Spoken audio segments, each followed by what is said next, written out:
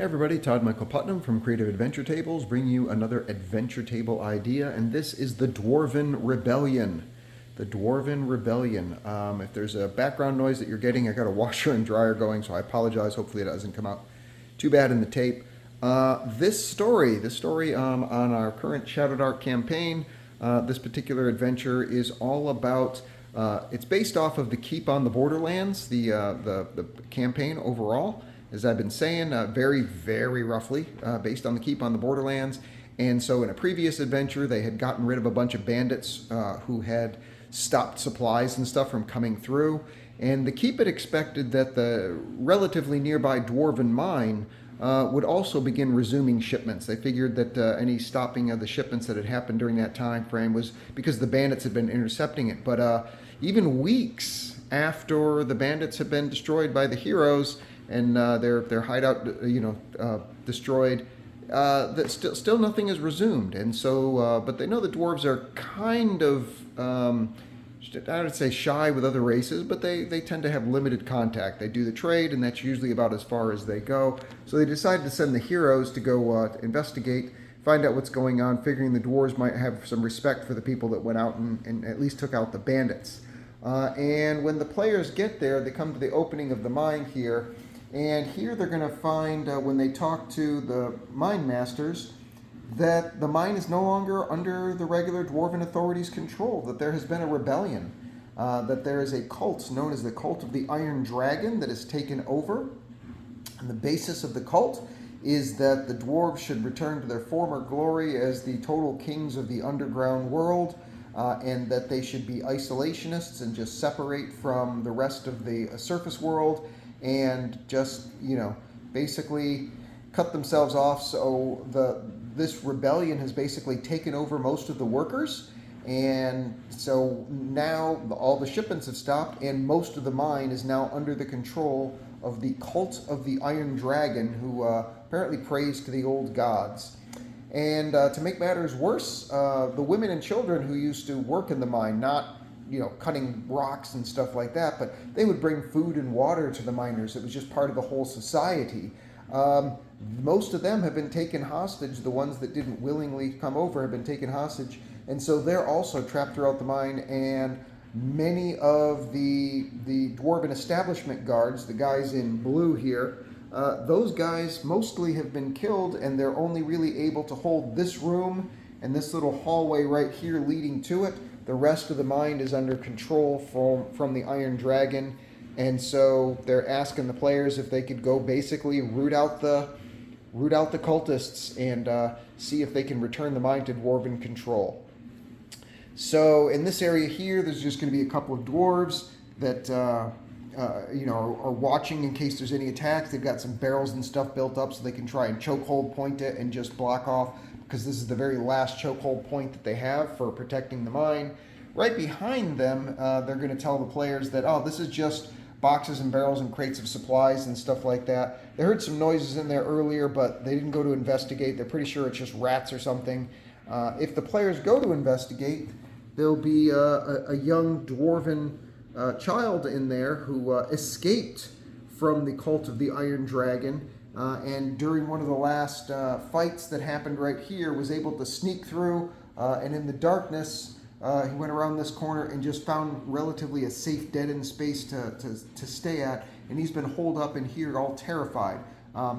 For clarity, in Shadow Dark, the player characters, including dwarves, don't have dark vision. None of the player character races have dark vision, including dwarves.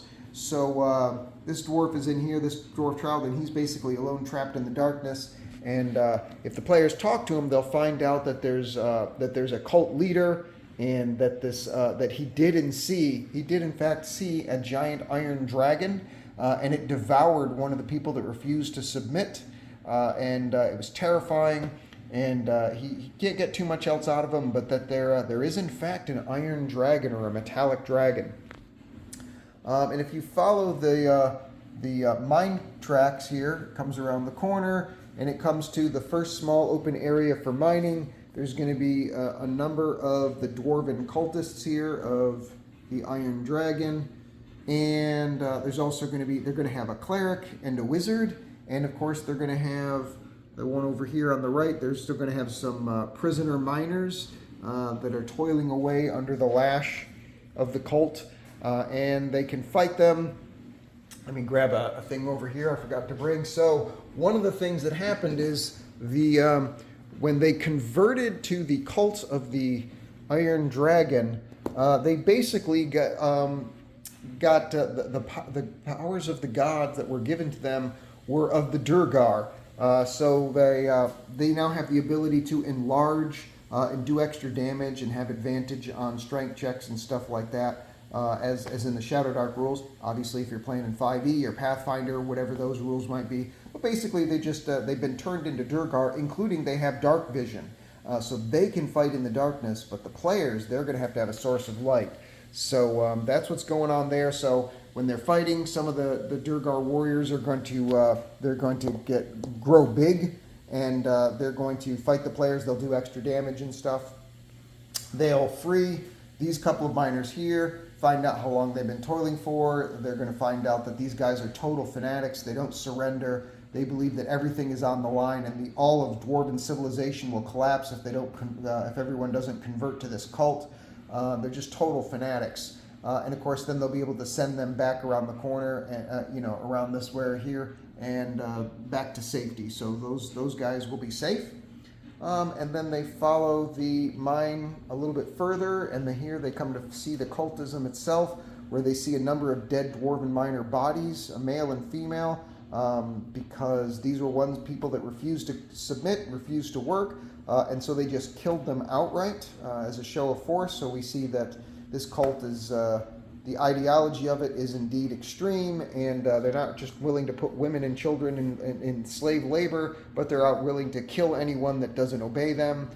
Definitely needs to be rooted out. Over here is just some more boxes and crates for them to explore. There could be some random stuff in there, maybe even some potions. And then here we come into the main chamber of the mine, and there's a few more guys, Durgars, that they have to fight, including another cleric and a wizard. But then also over here is Digger. This is a big mining machine. Fans of 5e, of course, will remember it as apparatus of Kowalsh. But for purposes of this adventure, we're basically just using it as a big mine digging machine. But we're going to have a dwarf get in there. One of the cultists will get in there and fight them. And it basically snaps with its large claws. And if it grabs you, if it hits you once, then you have to make a strength check in order to get out of it. Otherwise, it does automatic crushing damage every single round. And of course, it's got those two claws, and it's got a huge armor class because it's basically just all iron. So that, in addition to the other dwarves, you got the priest that can do some healing on the cultist side. Should be a heck of a strong fight for the players to deal with.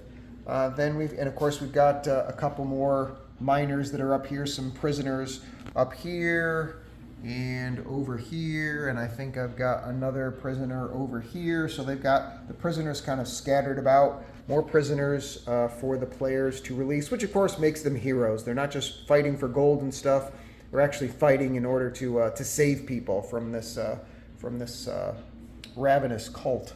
There's a couple empty rooms over here. One more room with some cultists. One last room with the cultists to fight in. And basically rinse and repeat on that one. A couple of empty rooms or forgotten rooms over here. There's going to be some stuff that's some hidden treasure that's up here. So if they do the exploring and they check around, there'll be some magic items that they find that are up here that were lost and forgotten.